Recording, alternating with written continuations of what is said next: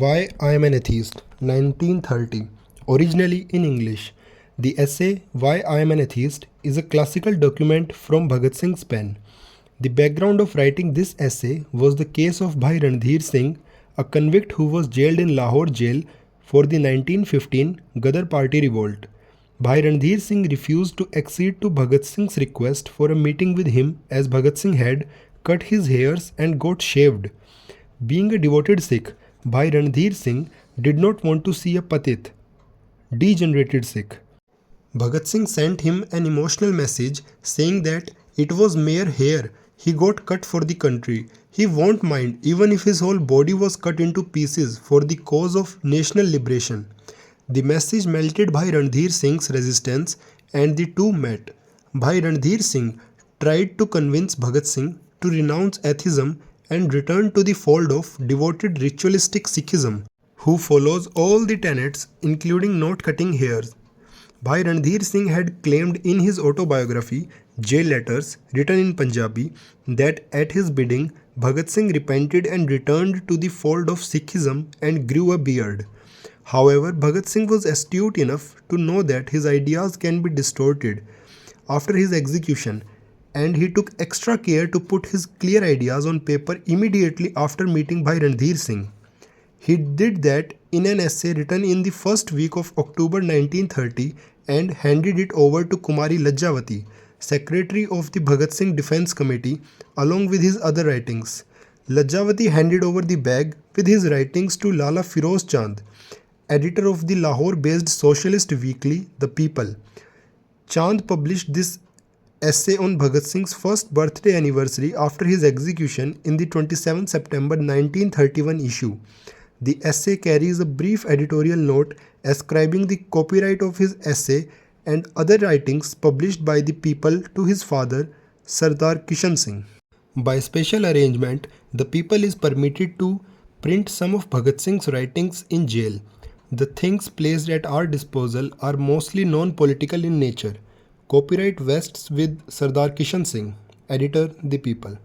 Why I am an atheist? A new question has cropped up. Is it due to vanity that I do not believe in the existence of an omnipotent, omnipresent and omniscient God? I had never imagined that I would ever have to confront such a question. But conversation with some friends has given me a hint that certain of my friends, if I am not claiming too much in thinking them to be so, are inclined to conclude from the brief contact they have had with me that it was too much on my part to deny the existence of God, and that there was a certain amount of vanity that actuated my disbelief. Well, the problem is a serious one. I do not boast to be quite above these human traits. I am a man and nothing more. None can claim to be more. I also have this weakness in me. Vanity does form a part of my nature. Amongst my comrades, I was called an autocrat. Even my friend Mr. B.K. Dutt sometimes called me so. On certain occasions, I was decried as a despot. Some friends do complain, and very seriously too, that I involuntarily thrust my opinions upon others and get my proposals accepted. That this is true up to a certain extent, I do not deny. This may amount to egotism. There is vanity in me in as much as our cult as opposed to other popular creeds is concerned. But that is not personal. It may be. It is only legitimate pride in our cult and does not amount to vanity. Vanity, or to be more precise, ahankar, is the excess of undue pride in one's self.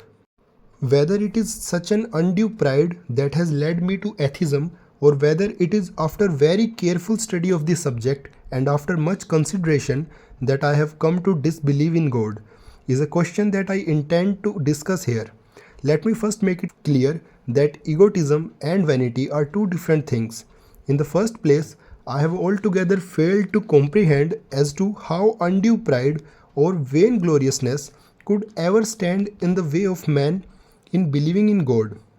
I can refuse to recognize the greatness of a really great man, provided I have also achieved a certain amount of popularity without deserving it or without having possessed the qualities really essential or indispensable for the same purpose. That much is conceivable. But in what way can a man believing in God cease believing due to his personal vanity? There are only two ways. The man should either begin to think himself a rival of God, or he may begin to believe himself to be God. In neither case can he become a genuine atheist. In the first case, he does not even deny the existence of his rival. In the second case as well, he admits the existence of a conscious being behind the screen, guiding all the movements of nature. It is of no importance to us whether he thinks himself to be that supreme being or whether he thinks the supreme conscious being to be somebody apart from himself. The fundamental is there, his belief is there. He is by no means an atheist. Well, here I am. I neither belong to the first category nor to the second. I deny the very existence of that almighty supreme being. Why I deny it shall be dealt with later on. Here I want to clear one thing, that it is not vanity that has actuated me to adopt the doctrines of atheism. I am neither a rival, nor an incarnation, nor the supreme being himself. One point is decided, that it is not vanity that has led me to this mode of thinking. Let me examine the facts to disprove the allegation. According to these friends of mine, I have grown vainglorious perhaps due to the undue popularity gained during the trials, both Delhi bomb and Lahore conspiracy cases. Well, let us see if their premises are correct. My atheism is not of so recent origin. I had stopped believing in God when I was an obscure young man, of whose existence my above mentioned friends were not even aware. At least a college student cannot cherish any sort of undue pride which may lead him to atheism. Thought a favorite with some professors and disliked by certain others, I was never an industrious or a studious boy. I could not get any chance of indulging in such feelings as vanity. I was rather a boy with a very shy nature, who had certain pessimistic dispositions about his future career. And in those days, I was not a perfect atheist. My grandfather, under whose influence I was brought up, is an orthodox Arya Samaji, and Arya Samaji is anything but an atheist. After finishing my primary education, I joined the DAV School of Lahore and stayed in its boarding house for 1 full year. There, apart from morning and evening prayers, I used to recite Gayatri Mantra for hours and hours. I was a perfect devotee in those days. Later on, I began to live with my father. He is a liberal in as much as the orthodoxy of religions is concerned. It was through his teachings that I aspired to devote my life to the cause of freedom. But he is not an atheist. He is a firm believer. He used to encourage me to offer prayers daily. So this is how I was brought up. In the non-cooperation days, I joined the National College. It was there that I began to think liberally and discuss and criticize all the religious problems, even God. But still, I was a devout believer. By that time, I had begun to preserve the unshorn and unclipped long hair, but I could never believe in the mythology and doctrines of Sikhism or any other religion, but I had a firm faith in God's existence. Later on, I joined the Revolutionary Party. The first leader with whom I came in contact, though not convinced, could not dare to deny the existence of God. On my persistent inquiries about God, he used to say, "Pray whenever you want to." Now this is atheism, less courage required for the adoption of that creed. The second leader with whom I came in contact with was a firm believer. Let me mention his name, respected comrade Sachindranath Sanyal, now undergoing life transportation in connection with the Kakori conspiracy case. From the very first page of his famous and only book, Bandi Jeevan, Reincarnated Life, the glory of God is sung vehemently. On the last page of the second part of that beautiful book, his mystic, because of Vedantism, praises showered upon God from a very conspicuous part of his thoughts. The revolutionary distributed throughout India on 28 January 1925 was, according to the prosecution, the result of his intellectual labor. Now, as is inevitable in the secret work, the prominent leader expresses his own views which are very dear to his person, and the rest of the workers have to acquiesce in them, in spite of differences which they might have. In that leaflet, one full paragraph was devoted to praise the Almighty and His rejoicings and doing. This is all mysticism. What I wanted to point out was that the idea of disbelief had not even germinated in the Revolutionary Party. The famous Kakori martyrs, all four of them, passed their last days in prayer. Ram Prasad Bismil was an orthodox Arya Samaji. Despite his wide studies in the field of socialism and communism, Rajendra Lahiri could not suppress his desire of reciting hymns of the Upanishads and the Gita. I saw only one man amongst them who never prayed and used to say, philosophy is the outcome of human weakness or limitation of knowledge. He is also undergoing a sentence of transportation for life, but he also never dared to deny the existence of God. Up to that period, I was only a romantic idealist revolutionary. Up till then, we were to follow. Now came the time to shoulder the whole responsibility. Due to the inevitable reaction, the very existence of the party seemed impossible for some time. Enthusiastic comrades, new leaders, began to jeer at us. For some time, I was afraid that someday I might also be convinced of the futility of our own program. That was a turning point in my revolutionary career. Study was the cry that reverberated in the corridors of my mind. Study to enable yourself with the arguments in favor of your cult. I began to study. My previous faith and convictions underwent methods alone, which was so prominent amongst our predecessors, was replaced by serious ideas. No more mysticism, no more blind faith. Realism became our cult. Use of force justifiable when resorted to as a matter of terrible necessity. Non-violence as policy indispensable for all mass movements. So much about methods. The most important thing was the clear conception of the ideals for which we were to fight. As there were no important activities in the field of action, I got ample opportunity to study various ideals of the world, revolutions. I studied Bakunin, the anarchist leader, something of Marx, the father of communism, and much of Lenin, Trotsky, and others, the men who had successfully carried out a revolution in their countries.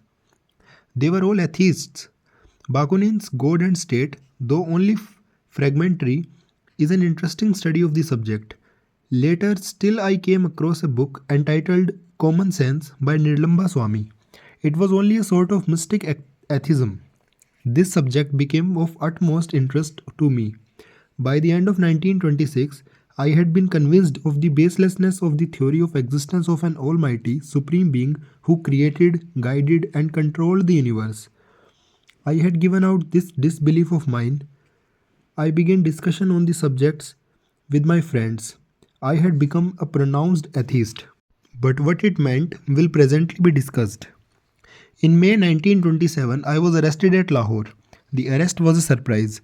I was quite unaware of the fact that the police wanted me. All of a sudden, while passing through a garden, I found myself surrounded by the police. To my own surprise, I was very calm at that moment. I did not feel any sensation, nor did I experience any excitement. I was taken into police custody. Next day, I was taken to the railway police lockup where I was to pass one full month. After many days of conversation with the police officials, I guessed that they had some information regarding my connection with the Kakori party and the other activities in connection with the revolutionary movement. They told me that I had been to Lucknow when the trial was going on there, that I had negotiated a certain scheme about their rescue, that after obtaining their approval, we had procured some bombs, that by way of test one of the bombs was thrown into the crowd on the occasion of Dashera in 1926. They further informed me, in my interest, that if I could give any statement throwing some light on the activities of the Revolutionary Party, I was not going to be imprisoned but on the contrary set free and rewarded, even without being produced as an approver in the court. I laughed at the proposal. It was all humbug. People holding ideas like ours do not throw their bombs on innocent people. One fine morning, Mr. Newman, the then senior superintendent of CID, came to me and after much sympathetic talk with me, imparted to him the extremely sad news that if I did not give any statement as demanded by them, they would be forced to send me up for trial of conspiracy to wage war in connection with Kakori case and for brutal murders in connection with Dashera bomb outrage. And he further informed me that they had enough evidence to get me convicted and hanged. In those days, I believed, though I was quite innocent, the police could do it if they desired. That very day, certain police officials began to persuade me to offer my prayers to God regularly, both the times. Now I was an atheist. I wanted to settle for myself whether it was in the days of peace and enjoyment alone that I could boast of being an atheist, or whether during such hard times as well I could stick to those principles of mine. After great consideration, I decided that I could not lead myself to believe and pray to God. No, I never did. That was the real test, and I came out successful. Never for a moment did I desire to save my neck at the cost of certain other things. So I was a staunch disbeliever, and have been ever since. It was not an easy job to stand that test. Belief softens the hardships and can even make them pleasant. In God, man can find consolation and support. Without Him, man has to depend upon himself. To stand upon one's own legs amid storms and hurricanes is not a child's play. At such testing moments, vanity, if any, evaporates and man cannot dare to defy the general beliefs. If he does, then we must conclude that he has got certain other strengths than mere vanity. This is exactly the situation now. Judgment is already too well known. Within a week, it is to be pronounced. What is the consolation with the exception of the idea that I am going to sacrifice my life for a cause? A God believing Hindu might be expecting to be reborn as a king. A Muslim or a Christian might dream of the luxuries to be enjoyed in paradise and the reward he is to get from his suffering and sacrifices. But what am I to expect? I know that the moment the rope is fitted around my neck and the rafters removed from under my feet will be the final moment. The last moment. I, or to be more precise, my soul, as interpreted in the metaphysical terminology, shall all be finished there. Nothing further. A short life of struggle with no such magnificent end shall in itself be the reward. If I have the courage to take it in that light, that is all.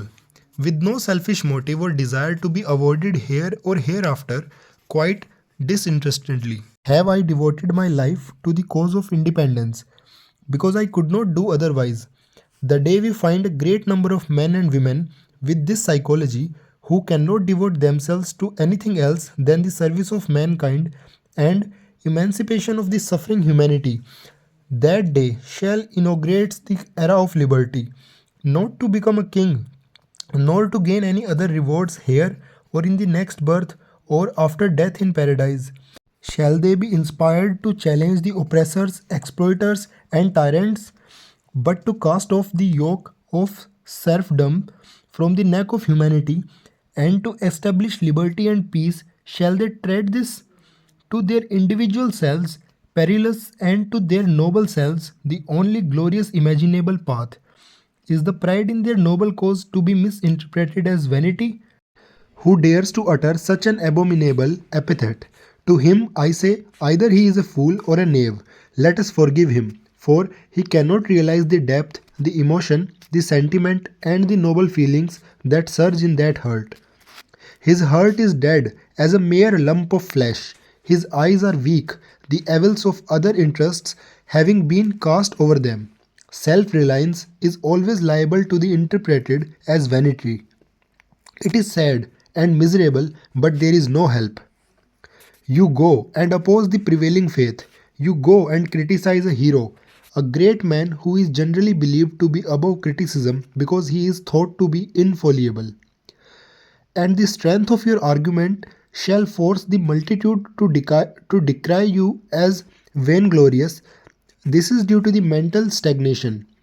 Criticism and independent thinking are the two indispensable qualities of a revolutionary. Because Mahatma Ji is great, therefore None should criticize him, because he has risen above. Therefore, everything he says, may be in the field of politics or religion, economics or ethics, is right. Whether you are convinced or not, you must say, yes, that's true. This mentality does not lead towards progress. It is rather too obviously reactionary. Because our forefathers had set up a faith in some supreme being, the Almighty God, therefore, any man who dares to challenge the validity of that faith or the very existence of that supreme being shall have to be called an apostate, renegade.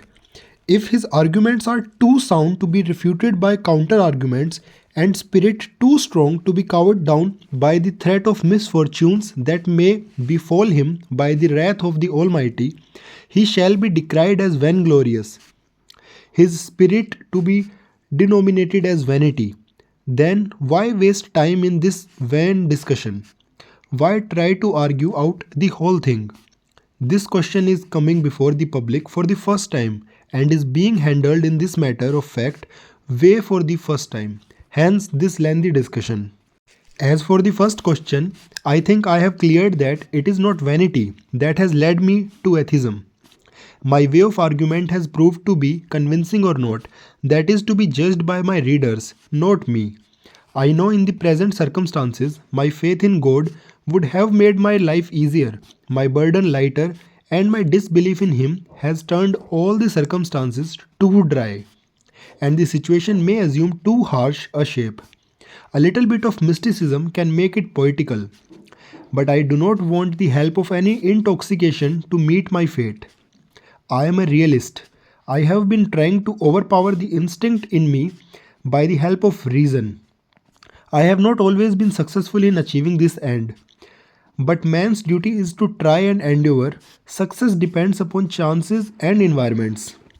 As for the second question, that if it was not vanity, then there ought to be some reason to disbelieve the old and still prevailing faith of the existence of God.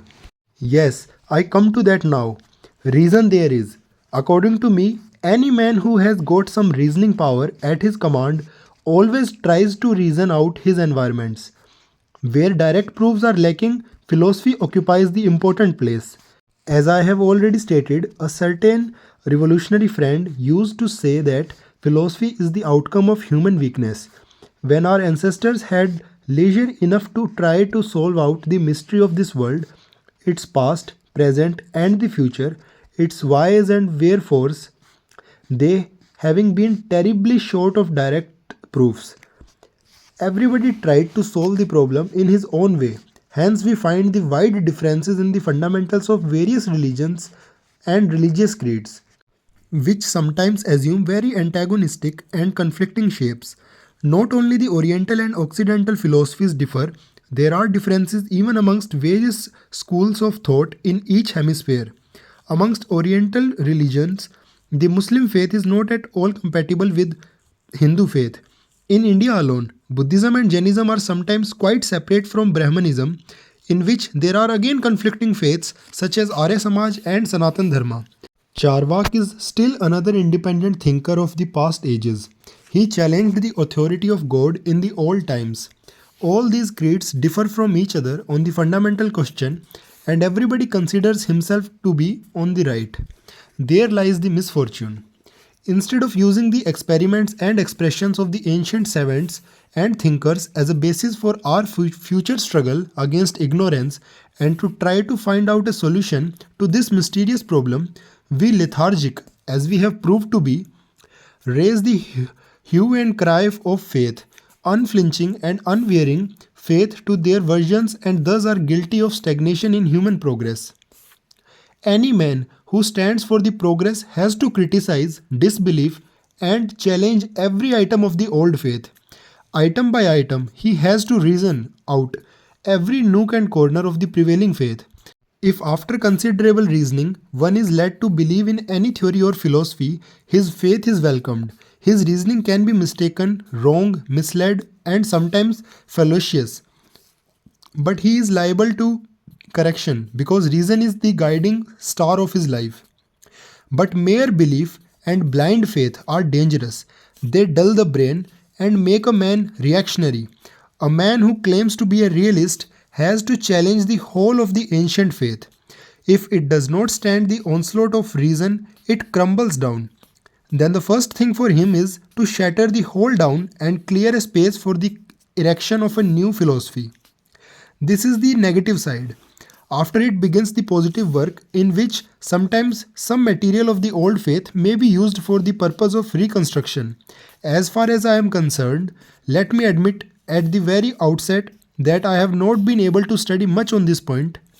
I had a great desire to study the Oriental philosophy, but I could not get any chance or opportunity to do the same. But so far as the negative study is under discussion, I think I am convinced to the extent of questioning the soundness of the old faith. I have been convinced as the non existence of a conscious supreme being who is guiding and directing the movements of nature. We believe in nature, and the whole progressive movement aims at the domination of man over nature for his service. There is no conscious power behind it to direct. This is what our philosophy is. As for the negative side, we ask a few questions from the believers. First, if, as you believe, there is an almighty, omnipresent, omniscient, and omnipotent God who created the earth or world, please let me know why he created it. This world of woes and miseries, a veritable eternal combination of numberless tragedies, not a single soul being perfectly satisfied. Pray, don't say that it is his law. If he is bound by any law, he is not omnipotent. He is another slave like us. Please don't say that it is his enjoyment. Nero burnt Rome. He killed a very limited number of people. He created very few tragedies, all to his perfect enjoyment. And what is his place in history? By what names do historians mention him? All the venomous epithets are showered upon him. Pages are blackened with invective diatribes condemning Nero, the tyrant, the heartless, the wicked. One Genghis Khan sacrificed a few thousands lives to seek pleasures in it, and we hate the very name. Then how are you going to justify your almighty, eternal Nero, who has been and is still causing numberless tragedies every day, every hour, and every minute? How do you think that to support his misdoings, which surpass those of Genghis every single moment? I say, why did he created this world? A veritable hell? A place of constant and bitter unrest? Why did the Almighty created man when he had the power not to do it? What is the justification for all this? Do you say to avoid the innocent sufferers hereafter and to punish the wrongdoers as well? Well, well, how far shall you justify a man who may dare to inflict wounds upon your body to apply a very soft and soothing ointment upon it afterwards? How far the supporters and organizers of the gladiator institution were justified in throwing men before the half-starved furious lions to be cared for and well looked after if they could survive, and how manage to escape death by the wild beasts? That is why I ask, why did the conscious supreme being create this world and man in it? To seek pleasure? Where, then, is the difference between him and Nero? You, Mohammedans and Christians, Hindu philosophy shall still linger on to offer another argument. I ask you, Mohammedans and Christians, that what is your answer to the above mentioned question? You don't believe in previous birth. Like Hindus, you cannot advance the argument of previous misdoings of the apparently quite innocent sufferers. I ask you, why did the omnipotent labor for 6 days to create the world through word, and each day to say that all was well? Call him today, show him past history, make him study the present situation.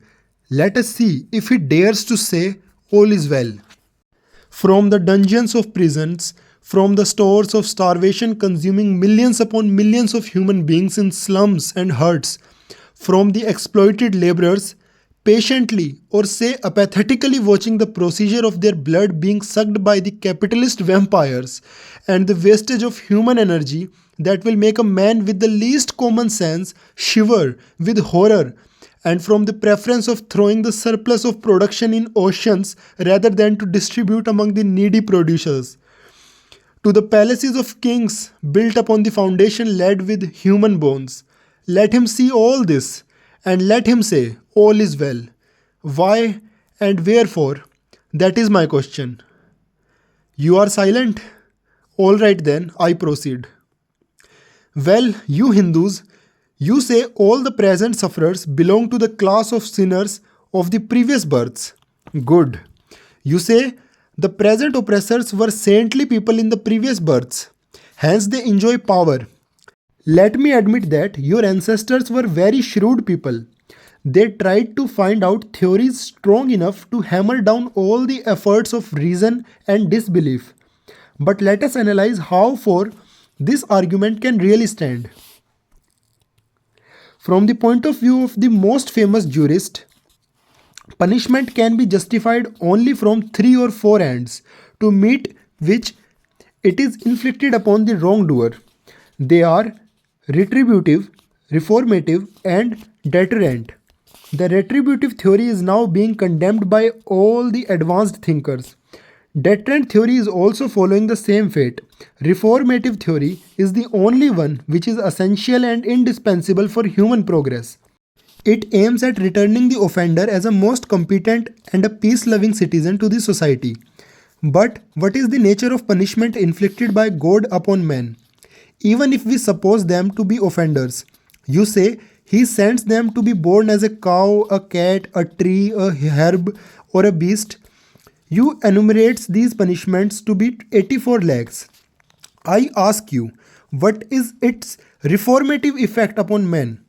How many men have met you who say that they were born as a donkey in previous births for having committed any sin?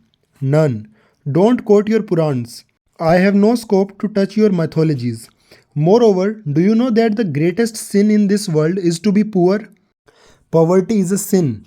It is a punishment. I ask you, how far would you appreciate a criminologist, a jurist, or a legislator who proposes such measures of punishment which shall inevitably force men to commit more offences? Had not your God thought of this? Or he also had to learn these things by experience, but at the cost of untold sufferings to be borne by humanity? What do you think shall be the fate of a man who has been born in a poor and illiterate family of, say, a chamar or a sweeper? He is poor, hence he cannot study. He is hated and shunned by his fellow human beings who think themselves to be his superiors, having been born in, say, a higher caste. His ignorance, his poverty, and the treatment meted out to him shall harden his heart towards society. Suppose he commits a sin, who shall bear the consequences? God, he, or the learned ones of the society? What about the punishment of those people who were deliberately kept ignorant by the haughty and egoist Brahmins, and who had to pay the penalty by bearing the stream of being lead in their ears for having heard a few sentences of your sacred books of learning, the Vedas? If they committed any offense, who was to be responsible for them, and who was to inventions of the privileged ones? They justify their usurped power, riches, and superiority by the help of these theories. Yes, it was perhaps Upton Sinclair that wrote at some place that just makes a man a believer in immortality and then rob him of all his riches and possessions. He shall help you even in that ungrudgingly. The coalition among the religious preachers and possessors of power brought forth jails, gallows, knouts, and these theories. I ask why your omnipotent God does not stop every man when he is committing any sin or offense. He can do it quite easily. Why did he not kill warlords or kill the fury of war in them, and thus avoid the catastrophe hurled down on the head of humanity by the Great War? Why does he not just produce a certain sentiment in the mind of the British people to liberate India?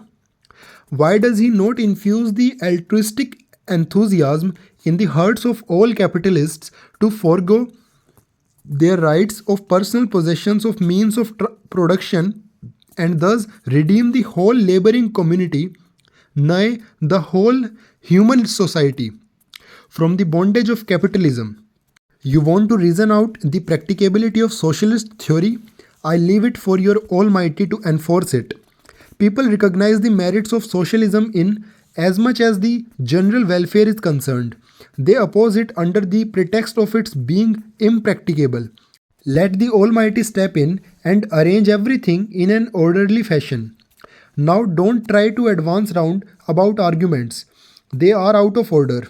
Let me tell you, British rule is here not because God wills it, but because they possess power and we do not dare to oppose them.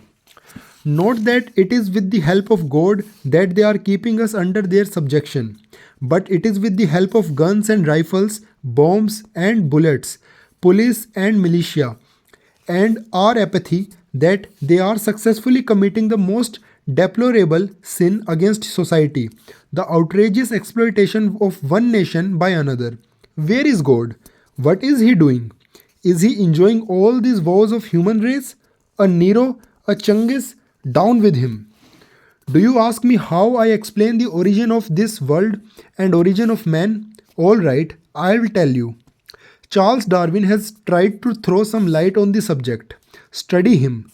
Read Sohan Swami's Common Sense. It shall answer your question to some extent. This is a phenomena of nature. The accidental mixture of different substances in the shape of nebulans produced this earth. When? Consult history. The sum process produced animals and, in the long run, man.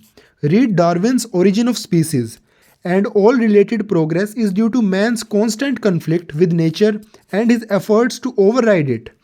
This is the briefest possible explanation of the phenomenon. Your other argument may be just to ask why a child is born blind or lame, if not due to his deeds committed in the previous birth. This problem has been explained away by biologists as a mere biological phenomenon. According to them, the whole burden rests upon the shoulders of the parents who may be conscious or ignorant of their own deeds which led to mutilation of the child previous to its birth. Naturally, you may ask another question, though it is quite childish in essence. If no God existed, how did the people come to believe in him? My answer is clear and brief, as they came to believe in ghosts and evil spirits. The only difference is that belief in God is almost universal and the philosophy is well developed. Unlike certain of the radicals, I would not attribute its origin to the ingenuity of the exploiters who wanted to keep the people under their subjection by preaching the existence of a supreme being and then claiming an authority and sanction from him for their privileged positions. Though I do not differ with them on the essential point that all faiths, religions, creeds, and such other institutions became in turn the mere supporters of the tyrannical and exploiting institutions, men and classes. Rebellion against king is always a sin, according to every religion. As regards the origin of God, my own idea is that, having realized the limitation of man, his weaknesses and shortcoming having been taken into consideration, God has brought into imaginary existence to encourage man to face boldly all the trying circumstances, to meet all dangers manfully, and to check and restrain his outbursts in the prosperity and affluence. God, both with his private laws and paternal generosity, was imagined as and painted in greater details. He was to serve as a deterrent factor when his fury and private laws were discussed, so that man may not become a danger to society. He was to serve as a father, mother, sister, and brother, friend, and helper when his parental qualifications were to be explained, so that when man in great distress, having been betrayed and deserted by all friends, he may find consolation in the idea that an ever true friend was still there to help him, to support him, and that he was almighty and could do anything. Really, that was useful to the society in the primitive age. The idea of God is helpful to man in distress. Society has to fight out this disbelief as well as was fought the idol worship and the narrow conception of religion. Similarly, when man tries to stand on his own legs and become a realist, he shall have to throw the faith aside and to face manfully all the distress, trouble which the circumstances may throw him. That is exactly my state of affairs. It is not my vanity, my friends. It is my mode of thinking that has made me an atheist. I don't know whether in my case, belief in God and the offering of daily prayers, which I consider to be most selfish and degraded act on the part of man, whether these prayers can prove to be helpful or they shall make my case worse still. I have read of atheists facing all troubles quite boldly. So am I trying to stand like a man with an erect head to the last, even on the gallows. Let us see how I carry on. One friend asked me to pray. When informed of my atheism, he said, "During your last days, you will begin to believe." I said, "No, dear sir, it shall not be. I will think that to be an act of degradation and demoralization on my part. For selfish motives, I am not going to pray." Readers and friends, is this vanity? If it is, I stand for it. Bhagat Singh.